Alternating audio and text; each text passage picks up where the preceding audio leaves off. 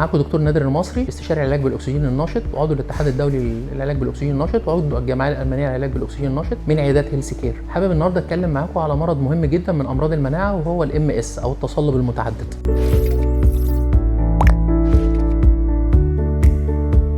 تصلب متعدد معناه ان في العصب اللي بيبعت الاشارات من المخ لكل حته في الجسم بيبدا المايلين اللي موجود عليه او الغلاف اللي موجود عليه بيبدا يتشال، وبالتالي بيبدا المريض بيجي بشكوى عدم الاتزان، عدم الحركه، مش بيقدر يتحرك، عدم التحكم في الاخراج والتبول، الرؤيه نفسها ممكن تختفي من عنده في اي وقت. لما بنبدا ناخد الجلسات هو بيعمل حاجتين، اول حاجه ان هو بيحسن الجهاز المناعي، بيرجعه للطبيعه مره اخرى، وبالتالي يبقى هيظبط ويظبط جهاز المناعه مش زي الكورتيزون او الكيماوي او اي حاجه من ديت، هو حاجه طبيعيه بدون اثار جانبيه بينزل الجهاز المناعي يرجعه للطبيعه مره اخرى.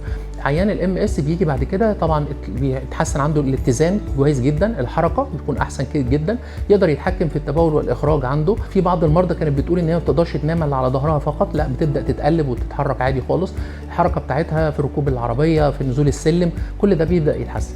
اهم ميزه في الموضوع ان الاكسجين النشط ليس له اثار جانبيه، صفر اثار جانبيه.